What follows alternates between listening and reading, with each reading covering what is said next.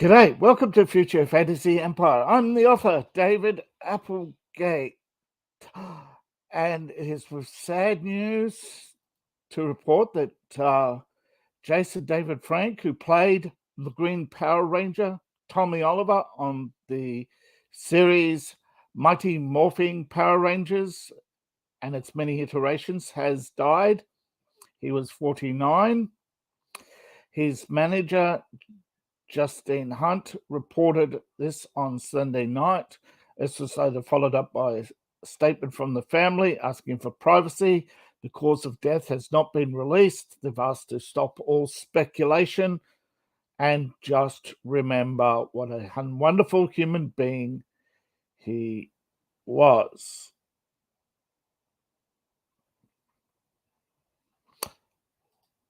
Now, most remember Jason as the Green Ranger.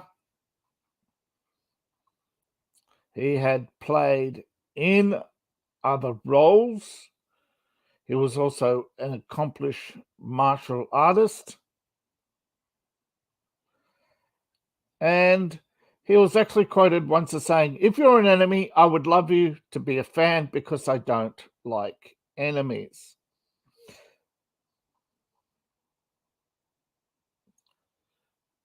He left the Power Rangers originally, not over a pay dispute, but because he wanted to do other roles. Saban wouldn't let him out of his contract, and he eventually agreed to return. This was one of a few controversies in his life, often misreported about him not getting paid or pay disputes. No, he was under contract, but he was only paid when he was on screen. This is common with actors. And if they weren't treating him fairly or weren't paying him right, you can guarantee California would have cracked down on that shit. So, but he started in VR Troopers as a bit part. He shortly was picked up for Power Rangers for a short video, in which he played Tommy.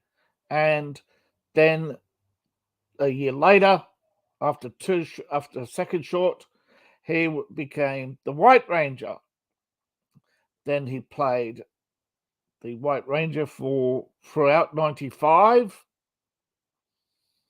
And then these were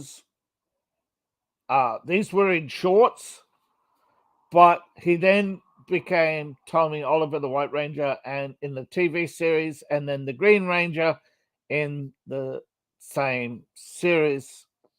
Fans will know what I'm talking about. But 96, he revised his role for a while as the White Ranger. He tried to do Sweet Valley High. He got a short-lived part in that. Then he returned to Power Rangers. He did some voice acting on a video game, back to Power Rangers. Then Power Rangers Turbo as the Red Turbo Ranger in 97.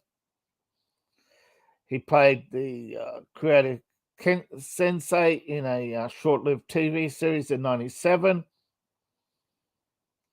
And after other roles, he returned to the Power Rangers Wild Force TV series in 2002 as Red Zero Ranger.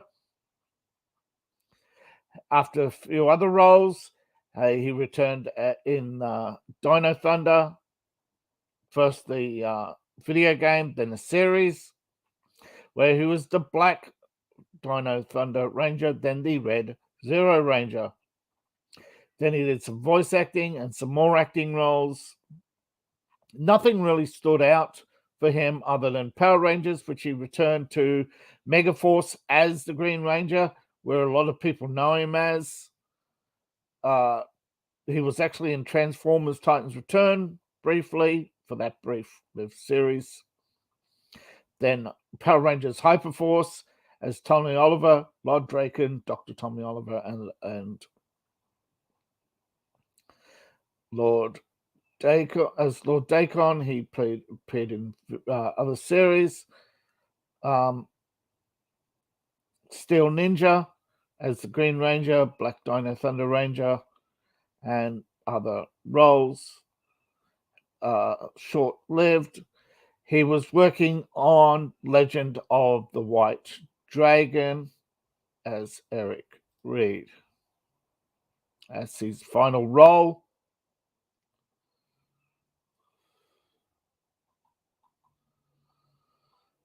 I don't have much on the series other than it appears he was one of the lead roles.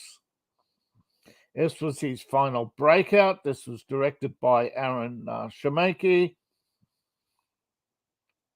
He had the title card position. This is in the aftermath of a city being decimated. He has to live with the past reminders and the fall of heroes. The heroes are blamed, stripped of their titles, and hunted. So this is a redemption story, which now he was an accomplished martial artist and he actually competed. Yes, it's so sad. Thank you, Facebook user. You actually have to authorize StreamYard for me to see who you are. But yes, pray for his loved ones indeed.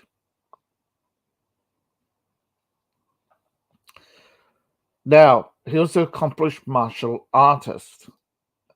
A lot of people may or may not be surprised by this, but he actually always wanted to be an actor.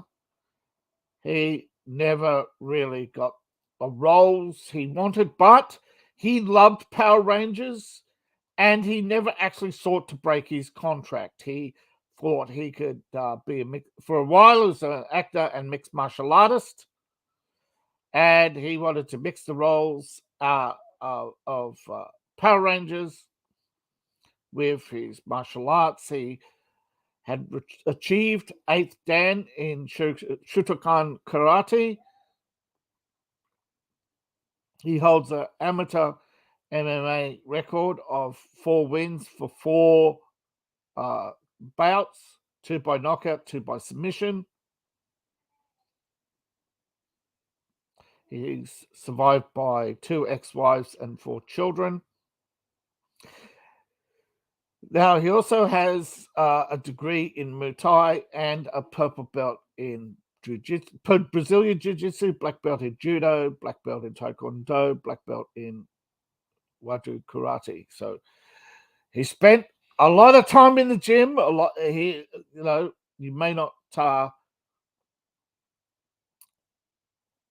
appreciate the time and effort that goes into martial arts, but you must respect that he was dedicated not just to his role in later life, given that he could have walked away. He could have taken those movie roles. He could have cancelled his contract, but despite all the rumors that he was unhappy with Power Rangers, that's not true. He always came back.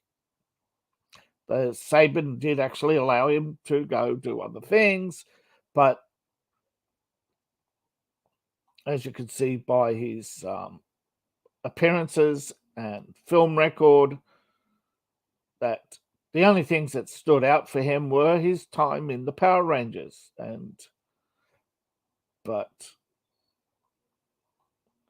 he also has a world record. He has a world record for breaking boards. So, is also taught karate to 5-year-olds. Fitness and karate go hand in hand, and he could have pursued MMA, but decided not to. He put his role and movie acting career ahead, which surprising the amount of achievements he had, that a 20-year career as a martial artist that I think he could have made a lot of waves as a martial artist, according to not just his wins, his training record. Yeah, but his passion and his love was for acting. He was accessible to the fans. He'd been to many conventions, not big and small. Most wouldn't consider him to be a fame chaser, rather than he was a dedicated thespian. Um, so he put that ahead of being an MMA artist. But to prove his value or prove his worth to his students, I guess, that he actually did enter the world board breaking um, challenge, and he won it not once but twice, setting a world record and breaking his own record. He's had a few controversies in his life, but again, I say most of them are manufactured by, not going to say their name, TMZ, but you can guess it was TMZ and others who decided that his wanting to be a versatile actor and a martial artist, they saw that as a conflict with Saban. As you know, Hollywood loves to typecast people. It's a very easy way to exploit both the actor and their fan base. If they create in your mind the image that he is the Green Ranger, they automatically feel they have a built-in audience. Whereas if it's a more versatile role that could be recast, but eventually all roles, particularly in major children's franchises, but it grew beyond a children's franchise. Most of the fans are adults. The theme had to become more mature, the villains more dynamic, the goals of conquest remain the same. But things like cursing, just replaced by curses. There was a lot of children elements still left in Power Rangers. This never seemed to bother him. He actually adored the fact that he could attract new fans and keep the same fandom. Not many actors can say that. Not many actors are so secure in their role that they can uh, do something like teach children, uh, go to big and small conventions, and still find time to actually pursue other roles and yet maintain that fame as the typecast role that you find yourself in. And again, I know somebody who's actually met him and spoke to him, and he's a personable. He was likable. He was agreeable. He did not seem to have any animosity towards the Power Rangers or the Power Rangers role, and it was quite the opposite. Um, I feel the mainstream media is doing him somewhat disservice in that all they seem to want to talk about is explain to you what the Power Rangers is. Um, I would give TMZ the time of day. You know, if I was famous, they have no respect for the man, and I really feel that anybody really that they're just clout chasing, and this is sad, particularly for a man of his acting caliber, who never seemed to get the roles that would reflect his dynamics. He could have been up there with Frank Dux. He definitely has more real world records compared to some. He could have been. He could have been the next. Now I'm trying to think of his name. Seagal. He could have definitely taken over from Seagal. He was, like I said, anybody's seen or read or anything about Jason David Frank will find that, yeah, he was just an all around good guy. And it's a shame that Hollywood decided to typecast him as the Green Ranger. But then again, he was slowly coming out of that role. Not because of the lack of talent, but I think just the show and the way the show was going. But he could have become one of those famous martial artists, famous martial arts movie maker, and he still could have done the Rangers in many different forms, many different formats, as I've really demonstrated. And he'll be sorely missed. Thank you, everybody, for watching. Yes, thoughts and prayers to his family, his children, and I think out of respect that anybody who sees this should not talk about how he died, but how he lived. Thank you for listening, and I shall see you all later.